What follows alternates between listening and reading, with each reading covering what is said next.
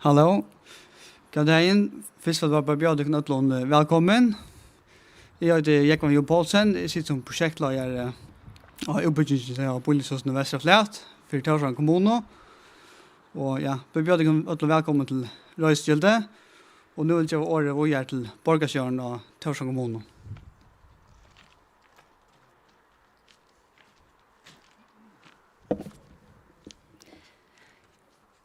God dag alle sammen, og hjertelig velkommen til hessa Hattjarløte. Nå vil vi høstende frastøve halda reisegilde for Boilingshusen Vestre av Flæt.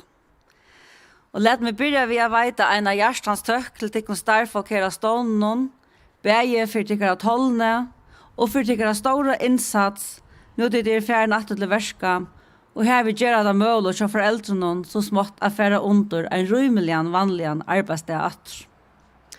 Og ikke minst, en stor tøk til tikkene jeg var steg for det som snøkka bygningsverket. Du være rettelig i hona litt hvem det er ferdes fram vi og suttja hvor så kjøtt blåa huset er vakse. Hette tøylok som velgjerne gjør okkom bjerskikt og i hesson annars troble tøyon. Det er kanskje ikke så løye at det etter flere enn 30 åren er akkurat hesson ståneren som stender for en av større endonøtjeng. Og 60 årene kom så stor fer av bojar ut byggingen at det gjøres og trångt i havnene. Nødje veiene lette ferslene ur midtbøynen og tørver vær av begge uiboer og vinneøtjen.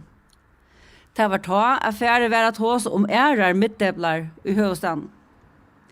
Og her, og i høyvescenen, var byrja just her, Vestre av Flæt, så gjerne over av Flæt og Midtlundgilja. Og sedan så kom store økje ved Løkmannabreit og Karla Magnussabreit, Milnøkjøtt og senast og Mangil. Og nasta utbyggingen verur i Storebrekk. Da vi begynte å hese bøyrasetene, stedfeste vi til sannrøynt at ødel bøten har rett til en trykkan og mennende gerande sted. Og at vi tog ville gjøre uilover i bøtnene og gjøre det stå noen bedre rømt til namnsfrøylet innehald, truna og menning. Vi har sett og versk nomsfrøylige stående mine til mentamalranen for alle dagståner og endoskoa normeringsene. Dagståner er i eisne mentanarståner her okkara yngste få godt i beinet til vujere løvsleina.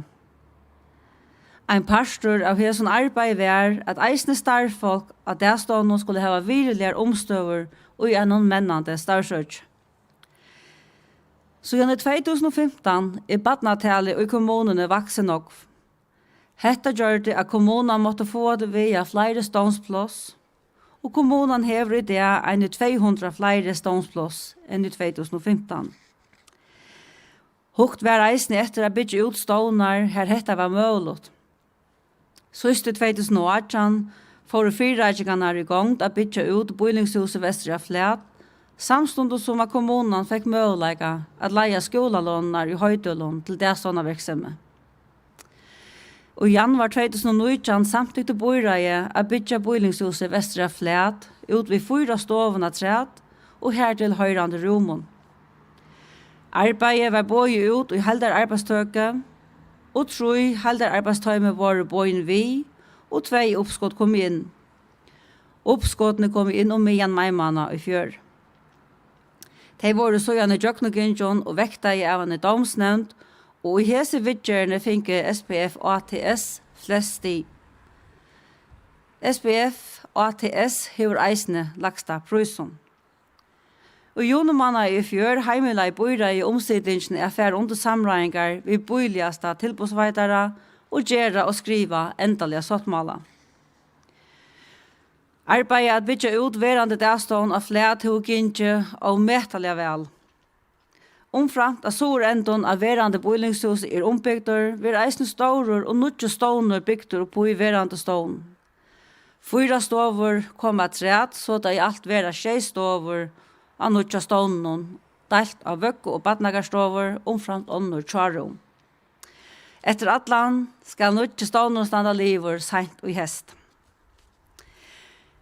Og selvsagt skal en hjertans tøkk veitas til helder arbeidsgiveren og ATS og ødlom tikkere underveideren omframt arkitekt og 95 som har vært rådgjøvere og haft byggeleislene.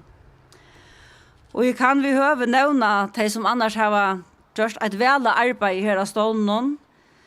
Det Andreas Berg som har haft arbeid og kloakkarbeid. Maria Paulsson hos deg for HVS. Elarbeidet til Thomas Eli Hansen. Gulvanlegger til Prima Gulver Finnur Hansen. Malaren ved Jan Vinest. Og så da Valbjørn Dalskær og SEV som hos deg for elementveitan. Jeg halte vi kunne feknas om dette snåtelige huset som nå er kommet opp av standa. Dette her var en blå perla her oppe i høyvudsene. Her er ikke liv om det. Og jeg skal takke deg om øtlån så hjertelig fire kjøtt og vel utint arbeidet.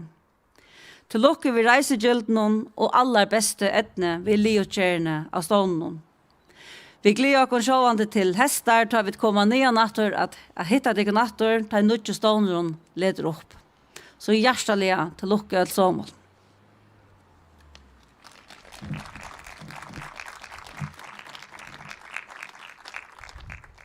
Og jeg skal lukke nevne til at ettersom at dette vil varspe ut, så får kamera med nå om en har lyttet løte at gaga rundt ved kameraen inni av stånden.